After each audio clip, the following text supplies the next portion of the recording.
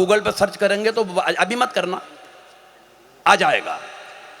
जब जानवरों की कीमत इंसान से ज्यादा हो जाती है तो व्यंग कैसे जन्म लेता है, बस ये व्यंग है। व्यंग सुनिए, उस देश में व्यंग करना पड़ रहा है साहब। ये कई वैज्ञानिक, अभी इंग्लैंड के एक वैज्ञानिक हुए न्यूटन, उन्होंने एक नियम बना के बताया कि कागज पे वजन रख दो तो कागज हिलता नहीं है। दिल्ली या यहां कागज पे वजन रख दो तब कागज थोड़ा बहुत हिलता है। बस समझ रहे हैं आप, और समझ जाएंगे व्यंग क्या है। स्वागत। क्या सुबह सुबह अखबार में जैसे ही एक समाचार पड़ा कि हरियाणा के शहर में एक भैंसा 7 करोड़ रुपए में बिका, मैंने पत्नी से कहा इस खबर ने मेरे जहन में सन्नाटा सा खींच दिया है, यूं लगता है स्वयं यमराज ने अपना भैंसा बेच दिया है। क्या बात। पत्नी बोली है मेरे भोले भंडारी, मती मारी गई है तुम्हारी, सुबह से अलापे जा रहे हो, जाने कौन सा राग खबरों के इस भूत ने खत्म कर दिया है तुम्हारा दिमाग। मगर खबरों का ये भूत इस सच के आगे ज्यादा देर नहीं टिकेगा।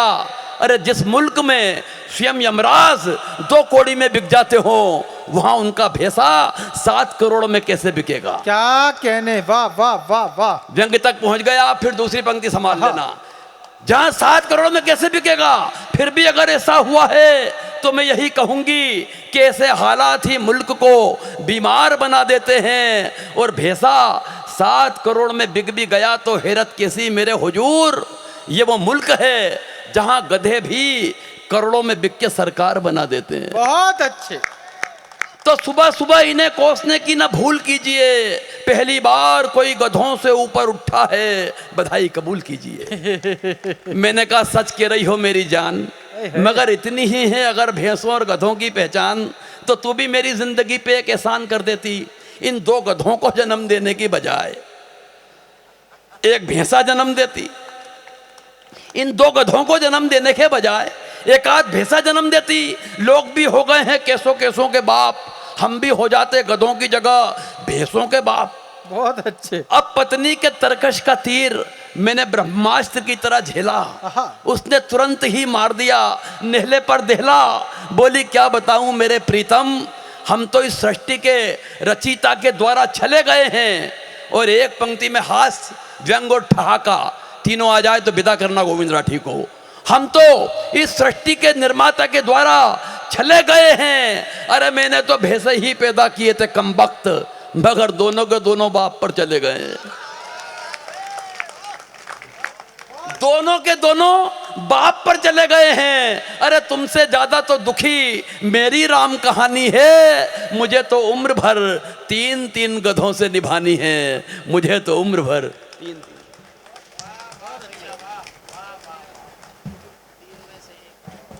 अपने अपने कष्ट हैं आदमी के। इनकी पर्सनैलिटी को देखकर लगता है इनके मोहल्ले में भी कोई भैंसा होगा, लेकिन आदमी कुछ भी लिख सकता है। हमें अभी तक ये भ्रम था कि आप सब लोग कवि सम्मेलन सुनने के लिए बैठे हैं।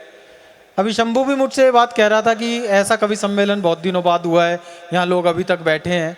तभी सौरभ भाई आए मेरे पास, मेरे हाथ में एक ये पैम्फलेट थमा गए और बोले ये घोषणा कर देना कि सिद्ध चक्र महामंडल विधान जो होने वाला है 28 अक्टूबर से 5 नवंबर के लिए, वो, हाँ ताली बजा दो भाई साहब, विधान हो रहा है, तालियां बजा बजा कर दे दे ताल, नाचने का रिवाज है हमारे यहाँ। तो उसके जो आयोजन समिति है वो अभी एक लक्की ड्रॉ निकालेगी जिसमें ये एलईडी दी जाएगी।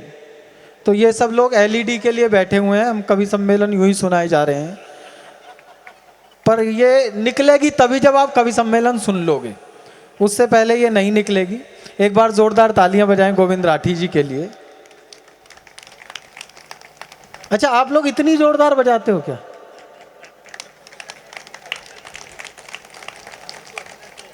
हम उस महापुरुष के वंशज हैं जिसने एक लकीर खींची थी 2600 साल पहले, और आज तक पूरी दुनिया मिलकर उस लकीर को धूमिल नहीं कर पाई। आप लोग एक बार अपने उस वंशज के नाम पर तालियां बजाकर सूचित कीजिए कि आधी रात में हम लोग उत्सव मना रहे हैं। अब मैं जिसे आवाज देने वाला हूं उसके लिए मैं इसी सन्नाटे की प्रतीक्षा कर रहा था। अब मैं जिसे आवाज देने वाला हूं वो वास्तव में ऐसे कवि सम्मेलनों में आई है जैसे पूरी रात के अंधेरे के बाद सन्नाटे को चीरती हुई सूरज की एक किरण धरती पर चली आती है।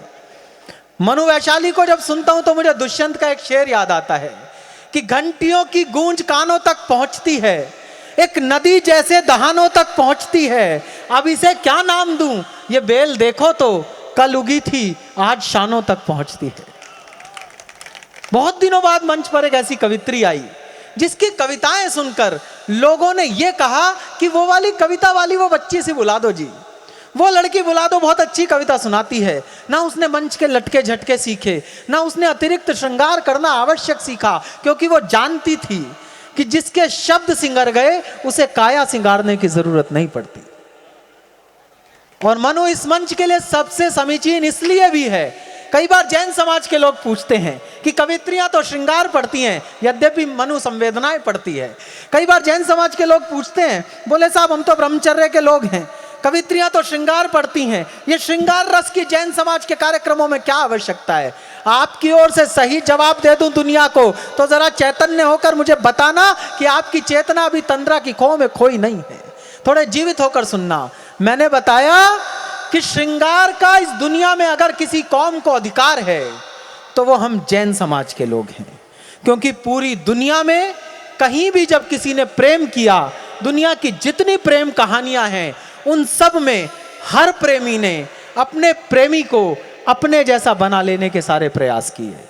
सिर्फ हमारे पास ये उदाहरण है, जब दूल्हे के रूप में आए नेमिनाथ ने मां राजुल के द्वार से मुख फेर लिया, गिरनार की ओर गए तो राजुल ने एक बार भी उन्हें रोकने का प्रयास नहीं किया, स्वयं दीक्षा लेकर उनके पीछे पीछे गिरनार की ओर चल दी।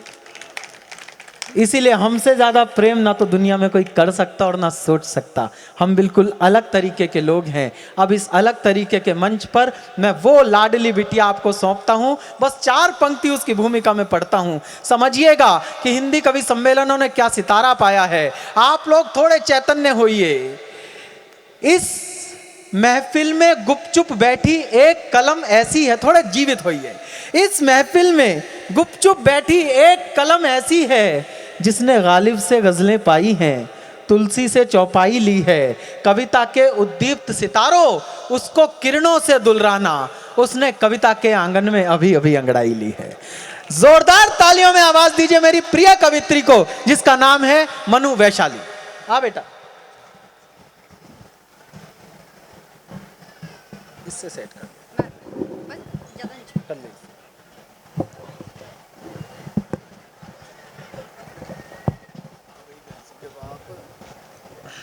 एक बार पुनः आप सभी को प्रणाम करती हूँ।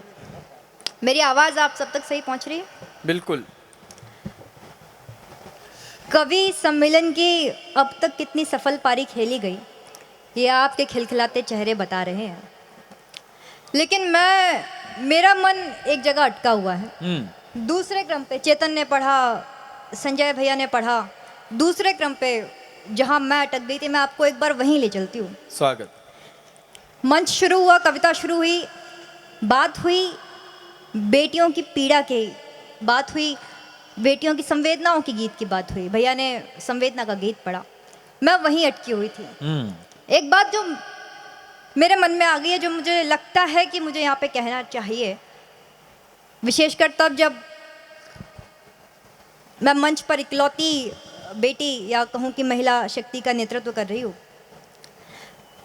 तो बात यह है कि जिस तरीके से इन लोगों ने संवेदना के गीत पढ़े, तो पुरुषों के हृदय में ये महिलाओं बेटियों को लेकर ये संवेदना बची रहे और महिलाओं के हृदय में अपने शक्ति और सामर्थ्य का भान बचा रहे। क्या बात है। तो महिलाओं के प्रति होते अपराधों की आधी संख्या वैसे ही कम हो जाएगी। बहुत अच्छी बात मनु, बहुत अच्छी बात। वाह वाह वाह। इसी बात की, इसी शक्ति, इसी सामर्थ्य के भान की 4 पंक्तियां मैं देना चाह रही थी। और अभी मंच पर महिला मंडल की भी उपस्थिति है, तो विशेषकर मैं उन चारों को ये पंक्तियां निवेदित करती हूँ, सुनिएगा जी।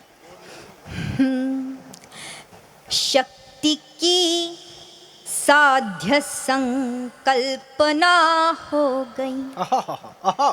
ये इन पंक्तियों का क्रम नहीं है, लेकिन मैं अपने मन से पढ़ रही हूँ और कलाकार मन का मौजी होता है। मैं आप सुन लेंगे, मेरा मन रख लेंगे, इससे बड़ा और कुछ नहीं होगा अभी। स्वागत मनु स्वागत, ये सुनेंगे, अच्छा सुनते हैं ये। कि शक्ति की साध्य संकल्पना हो गई, आहा, शक्ति की साध्य संकल्पना हो गई, घर सजाने चली अल्पना हो गई। लांग दहलीज जब भी चली बेटियां, आहा, नाप लाई गगन कल्पना हो बहुत गई, अच्छे मनु, वाह वाह वाह। गगन कल्पना हो गई। बहुत शुक्रिया, आपने मेरा मन रखा। अब मैं अपना काव्य पाठ शुरू करती हूँ। स्वागत बेटा। आज की शाम ये जैन समाज का मंच है, मेले का प्रांगण है। मैं 4 पंक्तियाँ भगवान श्री महावीर स्वामी जी के चरणों में वंदन कर दूं, मैं फिर अपने काव्य पाठ से आपको जोड़ूंगी। कि सत्य अहिंसा धर्म के पालक, सुखमय सारे प्राणी हो। आहा, सत्य अहिंसा धर्म के पालक, सुखमय सारे प्राणी हो। रहने को जिन धाम मिले और सुनने को मुनिवाणी क्या हो। बात है, वाह। बैठन को जिन धाम मिले और सुनने को मुनिवाणी हो। करु प्रणाम आशीष मिले श्री महावीर जी स्वामी का। आहा, करु प्रणाम आशीष मिले श्री महावीर जी स्वामी का। शब्द मेरे जन मन सहला लें